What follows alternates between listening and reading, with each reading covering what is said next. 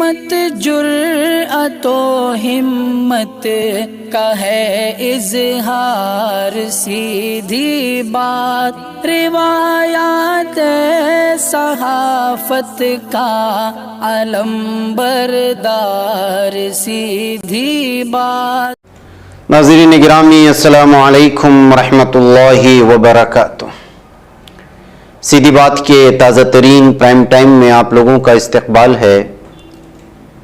नाज़रीन गिरामी, मैं अंसार अजीज़ नदवी इस वक्त आप लोगों के सामने कुछ अहम तरीन ख़बरें, कुछ वायरल वीडियोस और कुछ तनकीदी तज़्ज़िये लेकर के हाजिर हुआ हूँ। नाज़रीन गिरामी, तमहीदी तफसीलात में गए बगैर जो हमेशा से आपसे दरख्वास्त होती है उस पर तवज्जो करने की अपील करूँगा। नीचे उसकी तफसीलात हैं, ये आपकी जिम्मेदारी है, लोगों को भी जोड़ने की कोशिश करें। आइए पहले बात कर लेते हैं। रियासत कर्नाटक में उंगलियों पर गिने चुने कुछ मुस्लिम लीडरान हैं जो मुख्तलिफ पार्टियों से जुड़े हैं, लेकिन और उनकी खिदमात भी हैं कौम के लिए, अपने जिस असम्बली हल्के से ताल्लुक़ रखते हैं। लेकिन इधर कुछ दिनों से महसूस ये किया जा रहा है कि कांग्रेस से जुड़े हुए लीडर और रियासत कर्नाटक के मशहूर लीडर जो एक मुस्लिम चेहरे से जाने जाते हैं सियासी लीडरान में, ज़मीर अहमद खान साहब, ये साबिक वज़ीर हैं, चामराजपेट के एमएलए हैं। इधर कुछ दिनों से अखबारात में और कुछ चैनलों में इनके दिए गए बयानात पर एतराज़ात ज़ाहिर किए जा रहे हैं और बिलखुसूस केजी हल्ली और डीजे हल्ली में जिस रुकने असम्बली के भांजे की वजह से हज़ारों की तादाद में मुस्लिम नौजवान जेल गए और फिर उसके बाद सैकड़ों नौजवानों को हिरासत में रहना पड़ा रियासत कर्नाटक की मुख्तलिफ जेलों में। बाद में ज़मानत भी मिली और ज़मानत मिली भी तो मुस्लिम तंजीमों के भागदौड़ की वजह से, उनकी मेहनत और काविशों की वजह से। और उसके बाद जो है अभी तक कई मुस्लिम नौजवान डीजे हल्ली और केजे हल्ली से ताल्लुक़ रखने वाले अभी भी हिरासत में हैं। और ये सब क्यों हुआ मुझे आप जानते हैं, लेकिन मैं मुख्तसर बता दूं कि श्रीनिवास मूर्ति का भांजा है नवीन, उसने जो है फेसबुक में आप सल्लल्लाहु अलैहि वसल्लम की शान में गुस्ताखी की थी और कार्टून शाये किया था गुस्ताखाना। उसके बाद पूरे नौजवान भड़क गए थे और जो सूरत हाल बनी कि जेल डीजे में पुलिस थाने को नजर आतिश किया गया। अब ये क्या साजिश थी सब आप जानते हैं। जाहिर सी बात है कि श्रीनिवास मूर्ति का भांजा था और श्रीनिवास चाहता तो अभी भी जो नौजवान अंदर हैं उनको बाहर ला सकता था और केस दर्ज नहीं कर सकता था, आपस में मामला हल हो सकता था, बहुत कुछ। लेकिन ऐसा नहीं हुआ, जिसकी वजह से केजे हल्ली डीजे हल्ली उसके जिस हल्के से ताल्लुक़ रखता है उस हल्के के मुसलमान इससे नाराज़ हैं और इस साफ और वाज़ेह बात है। जाहिर सी बात है बहुत बड़ा मामला था, गुस्ताखी रसूल कोई जो है वो मामूली मामला तो नहीं हो सकता। लेकिन ज़मीर अहमद खान साहब इनको अपना भाई भी कह रहे हैं, बहुत सारी चीज़ें उनको जो है सपोर्ट में आ रहे हैं, तो ये जो है लोगों को हजम नहीं हो रहा और लगातार जो है इस वक्त मुख्तलिफ लीडरान प्रेस कॉन्फ्रेंस के जरिए से अपने गुस्से का इजहार कर रहे हैं, उनके बयान की मजम्मत कर रहे हैं और महसूस यही किया जा रहा है कि अगर इसी तरह ये श्रीनिवास मूर्ति की सपोर्ट में बोलते रहेंगे तो श्रीनिवास मूर्ति तो अपने इलाके से शायद ही जीत पाए, इसलिए कि जो सूरत हाल है शायद जो है जनाब ज़मीर अहमद खान भी अपनी मकबूलियत खो देंगे, बिलखुसूस अपने इलाके चामराजपेटे में। ये लोगों का मानना भी है और उनके बयानात की वजह से बहुत ज़्यादा इस वक्त एतराज़ात किए जा रहे हैं। सैयद अशरफ साहब हैं, साबिक पॉलिटिकल सेक्रेटरी रहे हैं श्री वीपी सिंह के, जो कांग्रेस लीडर माने जाते थे। उन्होंने जो एक प्रेस कॉन्फ्रेंस का इनेकाद करके इस पर जो है ऑब्जेक्शन किया है, एतराज़ात जताए हैं। उन्होंने कहा कि किस तरह से जो है सिद्धारामैया को खुदा तक मिला देते हैं और मुशरिकाना चीज़ें बयान करते हैं, सियासत के लिए ये सब कहाँ तक जायज़ हो सकता है, कहते हुए उन्होंने जो है हालिया उनके एक और बयान को लेकर के एतराज़ जताया है। जनाब सैयद अशरफ साहब के इस चीज़ को आप सुनते हैं, वो क्या कह रहे हैं। हम कोशिश करेंगे कि ज़मीर अहमद खान साहब से भी इस सिलसिले में जो है उनका जवाब लें। मुझे खुशी है कि आप लोग यहाँ आज तशरीफ़ फरमा हैं और आप मुझसे बात करना चाह रहे थे। जनाब ज़मीर अहमद खान साहब ने ये कहा है कि मैंने कहा है कि नानु सिद्धरामಯ್ಯ निंदा दूरा आदरे आ देवरिंदा दूरा आदंगे, ये उनके अल्फाज थे। तो और उन्होंने कहा कि मैं देवरू लफ्ज़ इस्तेमाल किया हूँ, अल्लाह नहीं। तो मैं गूगल पे गया, गूगल सर्च में एक ऐप ऐसा है गूगल लेंस। गूगल लेंस में आप ये लिख दीजिए उनके अल्फाज, नानु सिद्धरामಯ್ಯ दूरा आदरे आ देवरिंदा दूरा आदंगे। आप पूछिए उसमें जवाब, इसका ट्रांसलेशन मांगिए। मैंने 3 ज़ुबानों में ट्रांसलेशन मांगा। ये आप भी कर सकते हैं, कोई भी कर सकता है। ये मेरा बनाया हुआ नहीं है, ये इंटरनेशनल ऐप है। मैं 3 ज़ुबानों में इनसे जवाब तलब किया और मेरे 3 ज़ुबानों में जवाब मेरे पास है। अगर आप चाहें तो मैं आपको दिखा भी सकता हूँ। एक था अंग्रेज़ी में, दूसरा था उर्दू में, तीसरा था अरबी में। अंग्रेज़ी में आया देवरू का वर्ड गॉड से, अंग्रेज़ी में गॉड बताया। उर्दू में आया खुदा और अरबी में आया अल्लाह। देखिए इसमें सिर्फ बीजेड ज़मीर अहमद खान साहब नहीं हैं, एक और खान साहब हैं, रहीम खान साहब। मेरा कोई किसी से ज़ाती दुश्मनी मेरी किसी से नहीं है। इसमें 2 लोग हैं, सिर्फ ज़मीर अहमद खान साहब नहीं हैं, उसमें रहीम खान साहब भी हैं। रहीम खान साहब भी और ज़्यादा ज़मीर अहमद खान साहब से ज़्यादा उन्होंने किया है। अल्लाह के ताल्लुक़ से जो गुस्ताखी की है ज़मीर अहमद खान साहब भी किए, और उसके साथ साथ रहीम खान साहब और ज़्यादा आगे बढ़ चढ़ कर बोल दिए उस मामले में। तो इसलिए जो है ना, ये मुहिम नहीं है। ये जो है ना, जो चीज़ जो मुझे पसंद है, मुझे क्या दुनिया की किसी भी मुसलमान को ये बात पसंद नहीं आती। कोई भी मुसलमान सुनेगा तो यही कहेगा इसकी मजम्मत ज़रूर करेगा। तो मैं सिर्फ ज़मीर अहमद खान साहब के लिए नहीं कह रहा हूँ, दोनों अहबाब के लिए कह रहा हूँ मैं। दोनों ने गुस्ताखी की, और इस गुस्ताखी से देखिए है, आज शब बारात की रात है। अल्लाह ताला फरमाता है कि मैं सब बंदों की मैं ये कर देता हूँ, मग़फ़िरत कर देता हूँ, लेकिन उस बंदे की मग़फ़िरत नहीं करता जो शिर्क करता है। मुशरिक की अल्लाह ताला भी ये फरमाता है कि मैं उसकी मग़फ़िरत नहीं करता। लेकिन आज की रात जो है ना, अल्लाह ताला सबकी मग़फ़िरत कर देती है, लेकिन मुशरिक की नहीं।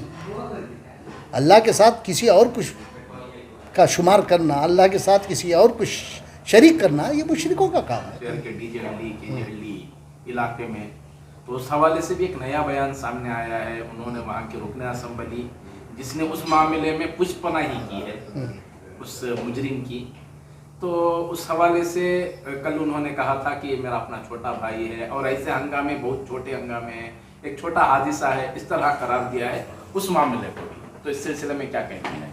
देखिए ज़मीर अहमद साहब का कहना कि ये बहुत छोटा हादिसा था, उन्होंने उसे हादिसा कहा, ये छोटा। आप ज़मीर अहमद खान साहब क्या चाहते हैं? 100-200 मुसलमान बच्चे मर जाएं और जब कहेंगे आप ये बड़ा हादिसा हुआ था? कितने बच्चे बेघर हो गए आज, कितने लोग जेलों में चले गए। आप क्या कर रहे थे उस टाइम पे? तो आप तो जो है ना, वो वहाँ के असेंबली के मेंबर के साथ खड़े होकर फ़ोटो छुपवा कर, और हर जगह वो इसमें जो इलाके में सब जो है ना, आप अपने पोस्टर लगवा रहे थे। हा? आप कर क्या रहे थे उस टाइम में? आप इसे छोटा हादिसा मानते हैं? आज भी हमारे बच्चे जेल में हैं। आपने कहा कि मेरे 5 भाई हैं, ये छठा भाई है, या आप खुद कह रहे हैं। गुस्ताख़ रसूल का ख़ानदान भी आप ही के पास है, और गुस्ताख़ इलाही भी आप ही हैं। ये दोनों एक ही ख़ानदान में हो गए। अब ये मेरा कहना नहीं है, हम ज़मीर अहमद साहब का कहना है। खान साहब ने कहा है कि वो मेरा छोटा भाई है, हम 5 भाई हैं, ये छठा भाई है मेरा। गुस्ताख़ रसूल का ख़ानदान भी आपके ख़ानदान से मिल गया ना, इसका मतलब है। मुझे इख्तिदार की कोई ये नहीं है। अगर मैं इख्तिदार में आता तो उसी ज़माने में 1990 में मैं मिनिस्टर बन गया होता वीपी सिंह की कैबिनेट में। वह नाज़रीन में आइए आगे बढ़ते हैं और बात करते हैं ये बीजेपी पार्टी के लीडरान और उसके कारकुनान भी बड़े अजीबोगरीब हैं। कभी रेपिस्टों का इस्तकबाल करते हैं, कभी कातिलों का इस्तकबाल करते हैं, और कभी जो है घपला करने वाले लीडरान का इस्तकबाल करते हैं। अभी हाल ही में कर्नाटक में जो हुआ वो आप जानते हैं, 6 करोड़ के करीब इस बीजेपी रुकने असेंबली के घर से लोक आयुक्ता के छापे में मिले, और इनकी प्रॉपर्टीज के सिलसिले में, इनकी दौलत के सिलसिले में अभी हाल ही में कर्नाटक के मुख्तलिफ चैनलों ने बयान किया कि किस रियासत का ऐसा कोई जिला बाकी नहीं जहां पर इसकी गैर कानूनी जायदाद नहीं। अब इसके तलाश के लिए पुलिस, लोक आयुक्ता पुलिस ने जो है छापामारी कार्रवाई कर रही थी। गुज़िश्ता कई दिनों से लापता थे और आज इसको पेशगी जमानत मिल गई। जैसी पेशगी जमानत मिली माडाल रुकने असेंबली बीजेपी को, तो देखिए उनका इस्तकबाल ऐसे किया जा रहा है जैसे कि ये कोई जंग जीत करके आए हों, जबकि हकीकत में ये लोगों के पैसों को लूट करके गैर कानूनी तौर पर हजारों करोड़ रुपए जमा किया हुआ बीजेपी का रुकने असेंबली है। अब ये बीजेपी कारकुनान ने उनका इस्तकबाल कर रहे हैं। अब अगर ये आम आवाम है तो जाहिर सी बात है कि अगर आम आवाम इस तरह लालची है और इस तरह बेवकूफ है तो फिर ऐसों पर ऐसे ही हुक्मरान होना चाहिए।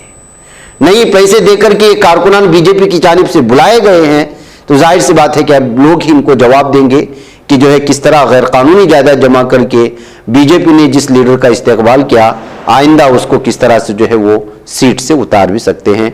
ये कहते हुए इस वीडियो को पेश करने के बाद अलग अलग तरह के तबसरे सामने आए हैं। आपको मालूम होना चाहिए अभी कुछ दिन पहले 40 लाख रुपए जो है रिश्वत लेते हुए इनके बेटे के दफ्तर में जो है उनके बेटे को खुलेआम पकड़ा गया था। उसके बाद इनके घर में छापामारी कार्रवाई हुई तो 6 करोड़ रुपए से भी ज्यादा नकद मिली थी। उसके बाद से लापता थे।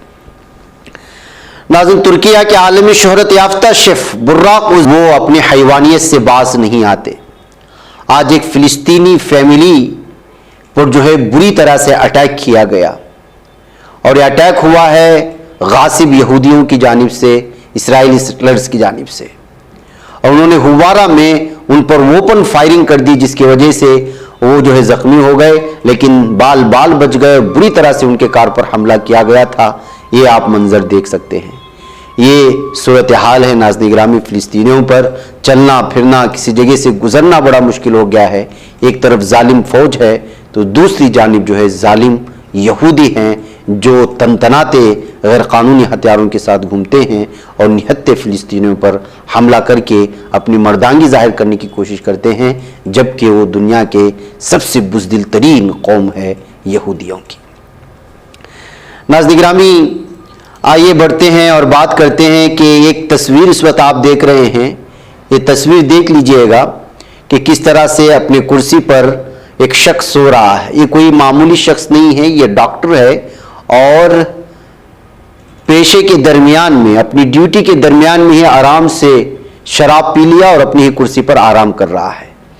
ये टुमकुर के करीब टिप्टूर के सरकारी हॉस्पिटल का ये मंजर है कि सरकारी डॉक्टरों पर हमेशा से जो है मुख्तलिफ किस्म की लापरवाहियों के इल्ज़ामात लगते रहते हैं। उसकी एक ताज़ा मिसाल ये आई हुई है। यहाँ के टिप्टूर के गवर्नमेंट हॉस्पिटल में जो सरकारी डॉक्टर जो है अपने ड्यूटी के दरमियान में ही शराब पिया और अपनी कुर्सी पर आराम कर रहा है।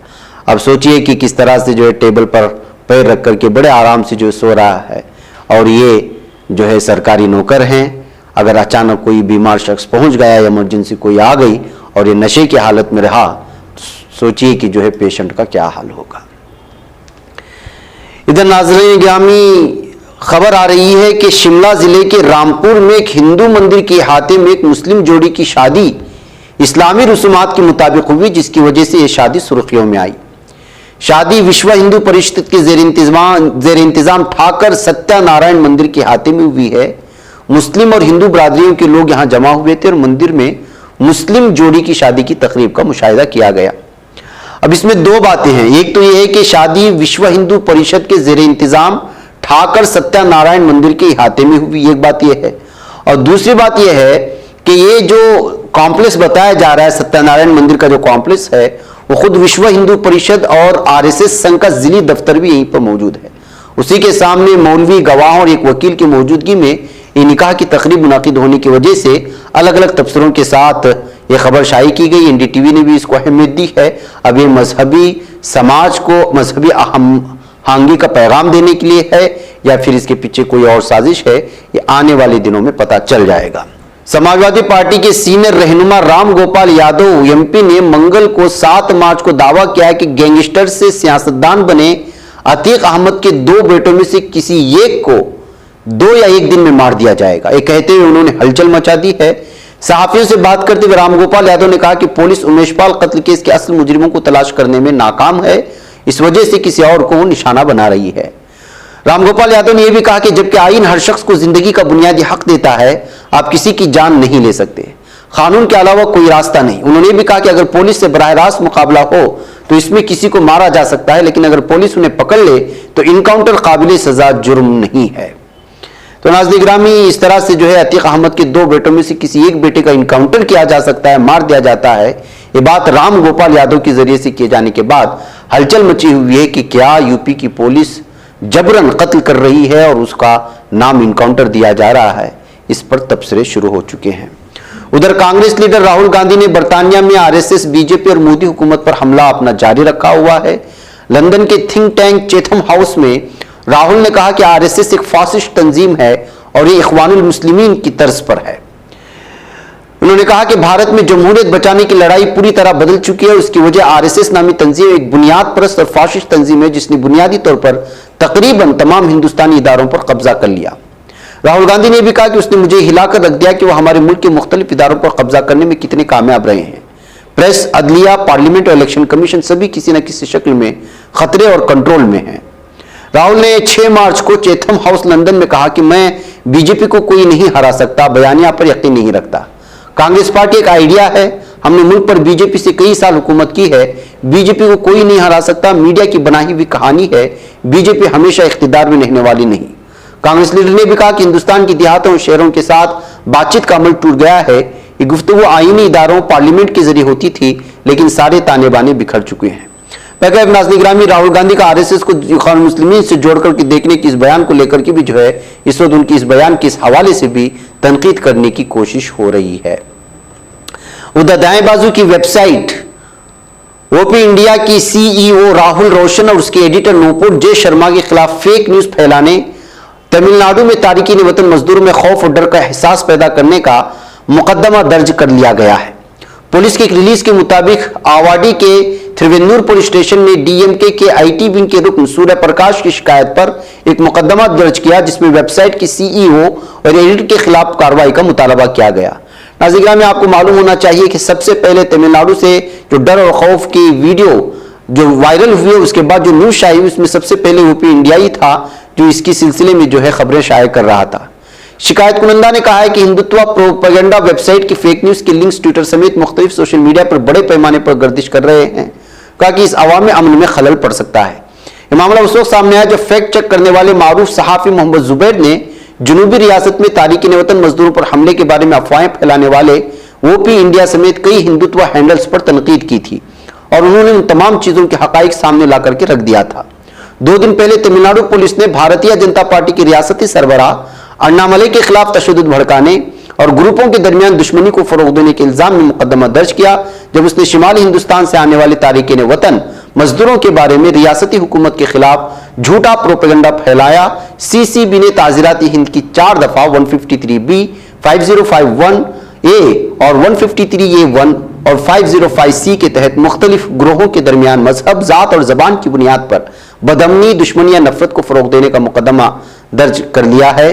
और एक ऐसा वेबसाइट जो हमेशा से डर और खौफ का माहौल बनाने और मुसलमानों के खिलाफ खबरें शाये करने में जो बदनाम है, उसके CEO और एडिटर इन चीफ के खिलाफ मुकदमा इस वक्त दर्ज हो चुका है। नाज़रीन मुझे इजाजत दें। अस्सलाम वालेकुम रहमतुल्लाहि व बरकातहू। ये बच पाता है कोई सहाफी की निगाहों से, मिलाता है ये लोगों को मोहब्बत की पनाहों से। करम और दर्द मंदी का है एक संसार, सीधी बात। अज़ीमत जुर्अतो हिम्मत का है इज़हार, बात, अजीमत जुर्अतो हिम्मत का है इजहार, सीधी बात। ये चैनल हक निगर बनकर कुचल देता है फितनों को।